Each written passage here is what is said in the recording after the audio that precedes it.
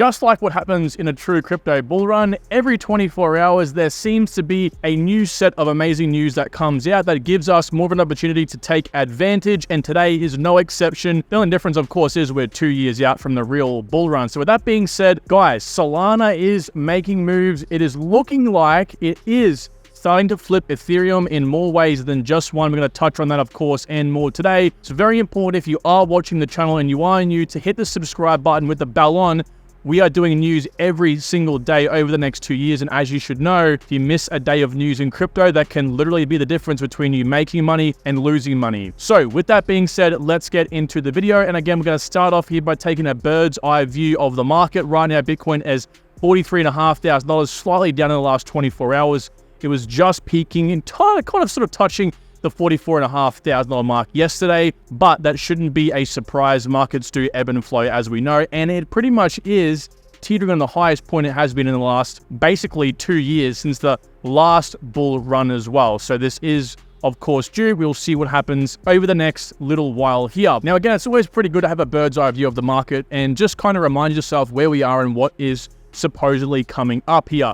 Where we are in the current cycle is kind of equivalent to where we were basically back in 2019 over here when we kind of hit this peak and had a bit of a retracement. Even well before COVID hit, it was definitely on the low. We were definitely coming down, having a bit of a, I guess, consolidation period, if you want to call it that. And then we obviously had this upwards moment to the bull run, and it would have probably started back over here basically just before the halving. Now, we actually gained from that point, basically where we are right now in the cycle, a 8x, right? From this peak up to the peak of the bull run, which again, we're talking about $2.6 trillion back then entering the market, which of course was a lot of money for that time. But again, where we are right now, it wouldn't surprise me if we saw a bit of a retracement. I do know that a few people, as we'll look at in a second, are predicting this, especially around the time of these ETFs being approved before we start to see this eventual run up. But here's what I want you to remember.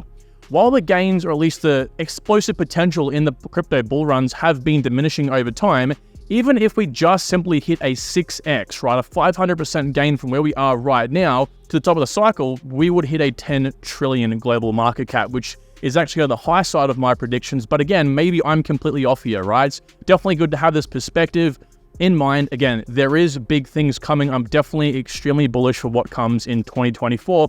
Even if, again, we have some sort of retracement, and a retracement is what most are expecting. Some, like myself, are more modest retracement down to about mid $35,000 Bitcoin.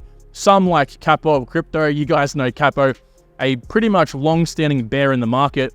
He's predicting that we could see down to the early 30,000s. I think he's even predicted down to still $12,000 Bitcoin. So I don't know if it will, but he is also confirming that we might see this sort of peak, sort of like buy the rumor, sell the news situation when these ETFs come out, and then of course we collapse. I'm not too sure. Again, it's always good to have both sides of the fence taken into consideration because of course you don't want to be as subjective as possible. You want to take both sides in. Now, the top crypto gainers of the day, actually, interestingly enough, we're seeing layer 2s kind of pop off. Optimism and Arbitrum are kind of like taking the lead here. Most definitely Optimism, right?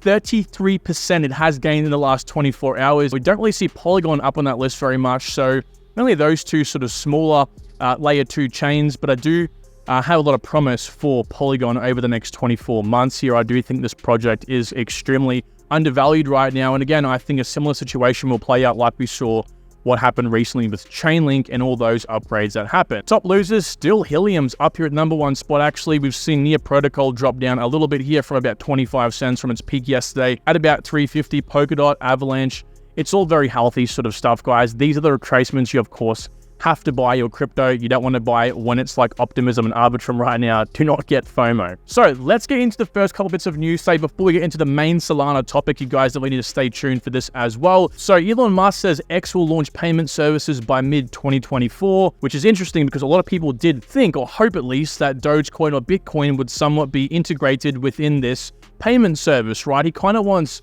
X to be the WhatsApp of like China, right? The everything app. And he has said a pretty interesting statement recently that goes against what we all perceived as he might do, right? Adopt crypto in this payment system. He said he spent hardly any time thinking about digital assets recently. So yeah, it kind of does go against the grain, but what kind of makes me more lead along the sign of he won't adopt it, at least just yet, is that he isn't aware of any showstoppers that might stop their money transmitter license from being accepted, right? So in this case, basically, there's going to be nothing that might be, I guess, a red flag that would come up in the eyes of the law enforcement to stop them from having this sort of money transmitter license from being approved. So yeah, again, if you're someone holding Doge for this simple fact, I know a lot of people have been, you might have to hold off longer for that to be accepted, or simply just wait for Elon to talk about Doge in the bull run. It's almost certainly going to happen at some point in 2024 and 2025. Next up, crypto users to reach almost 1 billion users in, or holders at least, in 2024. It is a very bullish prediction coming out of here from Bitfinex. So they said it could escalate between 850 and 950 million, but it has seen a significant increase over the last few months here. And we've seen this, of course, over here with Google Trends as well. We were kind of averaging, again, this time in the last cycle, about a 4 to 5 score on average, and now we're pretty much seeing in the high 20s. As the higher it gets, the more people that seem to look up crypto, the more chance we are, of course, going to get more average hires in the bull run. So yeah, it's pretty interesting. Of course, we can't really go off Google Trends as the be-all and end-all score for this, but of course, you kind of pair this with existing analysis, and it just helps supports the idea. That does come back into the idea of supporting this $10 trillion global market cap. So for all of you guys out there thinking to yourselves, oh, look, there's no way that my altcoin could hit $100 billion market cap. There's no way in hell a project like Hedera could 100x. Well, yeah, it's highly unlikely, but it's definitely on the cards. These things can still happen, and it's definitely moon boy-ish thinking. But again,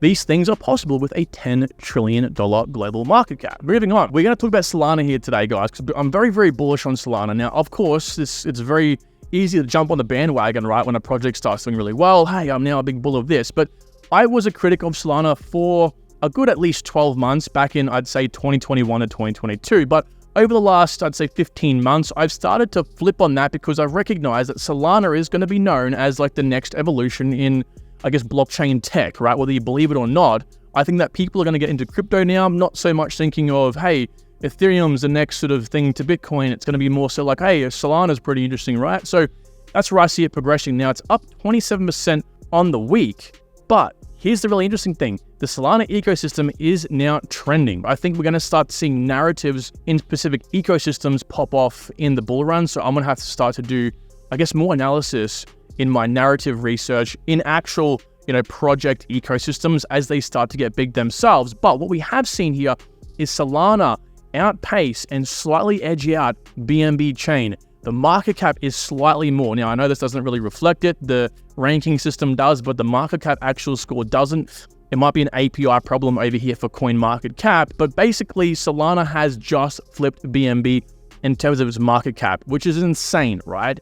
Now, the question that comes up to everyone's mind is, will Solana flip Ethereum? Okay, this is a typical thing we find in crypto. Hey, will Ethereum flip Bitcoin? Or now will Solana flip Ethereum? And I think eventually it will.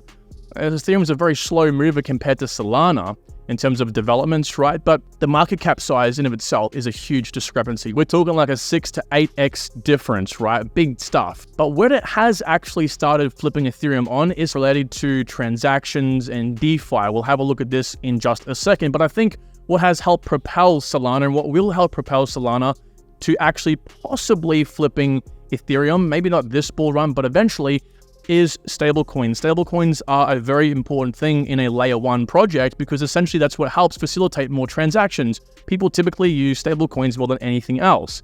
Now, Paxos has received approval from a New York regulator to expand to Solana, right? Now, it's interesting because the New York Department of Financial Services is that such regulator, and these guys pushed Paxos, who was the issuer of the Binance USD stablecoin, to stop issuing those stablecoins, right? To stop minting more.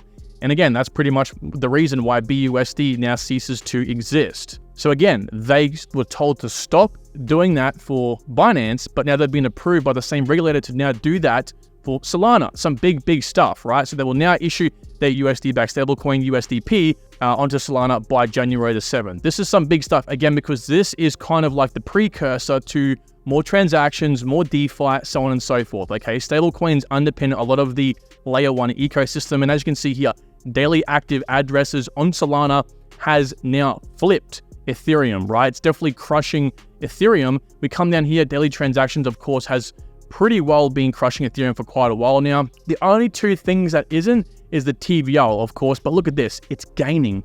and we'll look at some more stats in a second, is gaining fast. If it continues at this pace, it will flip Ethereum in TVL.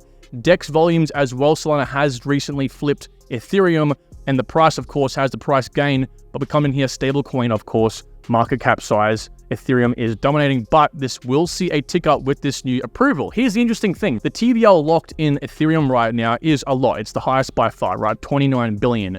But we have Lido staked over here at 21 billion. That makes most of it up, right? That's staking. And then, of course, we have MakerDAO in a second. But if you check out the progression in the DeFi space for Solana, it's kind of nutty. Marinade and Jito, these guys are liquid staking protocols, again, akin to Lido staking over here, and they're currently at 1 billion TBL for Marinade and 600 million for Jito. Now, I don't know if you've caught up to speed on the news that I've been bringing out here recently, but this has gained like a 3x since I last spoke about a week ago. Marinade was about a $300 million TVL, and Jito was, again, about the same, bit under that, about 200 million, and they've since about 3x'd since. Literally insane. Also, Van Eck, the $100 billion asset manager that has predicted Solana to begin to grow into the next sort of 12 months here, this supports what they say. Solana will become the top 3 blockchain by market cap size, total value locked, and active users. Now, it's pretty much on that path already. Fueled by the rise, Solana will join the ETF wars thanks to a flurry of asset managers submitting filings. Now, these guys are heavy into ETFs themselves, so that's pretty much insider information. I saw a pretty interesting comment recently saying, Kyron, we shouldn't take what these big guys say as fact. I 100% agree, but you can't take it as fiction either. So, with that being said, again, it wouldn't surprise me if Solana reaches an all-time high in the next 12 months. Again, that was something mentioned, again, yesterday's news as well. We did see another prediction come out that Solana will hit its all-time high of $250 in 2024. In the next bit of news today, gaming firm WeMade launches a $100 million Web3 fund with Singapore-based Wampoa. I'm not going to even try to pronounce that again. Either way, we do have more funds possibly coming into these new businesses in crypto. Of course, some of these new projects are going to be spinning up over the next 12 months.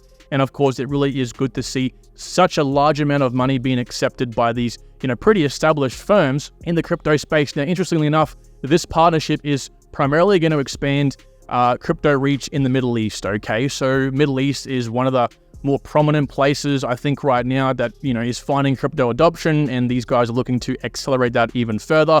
I think it's pretty important that we kind of push into the jurisdictions like France has recently as well, with adopting crypto, right? If we kind of hinge everything on, the SEC in the US, then that becomes a very big sticking point. I feel like adoption might stall, where if we focus over where, places are currently accepting crypto, that's of course going to be a very big bonus, because we're going to have just simply more adoption, right? More money, more adoption, simple as that. Speaking of adoption and more places accepting crypto, Hong Kong, these guys have historically now, over the last 12 or so months, been pretty crypto heavy as well. They've kind of backtracked a little bit with some things, but they said that they're now ready to accept a spot crypto ETF applications as well. Now, they didn't really stipulate one exact type of crypto ETF. They more so said along the lines of virtual assets. So that could be Bitcoin, Ethereum, or like Van Eck said a minute ago, Solana ETFs as well. All they've said is that they're working with the Monetary Authority and the Central Bank of Hong Kong to pretty much create a framework for these to begin starting to come through, okay? But the interesting thing here is they are offering both in-kind and in-cash subscription models / redemption models, right? So you pretty much the difference between these two models are in cash means that you can only get the ETF, so if that's the Bitcoin ETF, with cash, and you can only redeem in cash, whereas in kind means you can put funds into it with Bitcoin itself, with that asset, and then take it out with the asset as well, which of course would help eventually with non-custodial redemptions, which is what we obviously want for crypto. This is pretty big because the SEC has pretty much stated these ETFs will only, at least for now, be in cash. So again, we want in kind. That is the end goal. That's ideal. That will help adoption. But in cash, for now, it's just easier for the SEC to manage. It's a stepping stone. And speaking of the ETF news, it looks like we are going to be approved by January the 10th. As you can see here, BlackRock submitted their 4th amendment for their S1 registration. This is basically the form that pretty much allows them to be regulated by the SEC. So again, this is their 4th filing now. It looks quite good. And it's not just seeing BlackRock, of course, we're seeing other issuers as well going back and forth amending their S1 forms. So this is very good stuff, guys. It means that things are in the works. If not January the 10th, it'll most definitely be their fourth and final chance to have these all approved by March. So with that all being said, thank you so much for watching this news update today. Very bullish things for Solana and the overall crypto market in general. Just keep in mind that crypto works in mysterious ways. We do have the situation where we buy the rumor and sell the news, and that might happen with these ETFs. So keep an open mind, stay on the fence. With that being said, take good care. Talk to you all soon.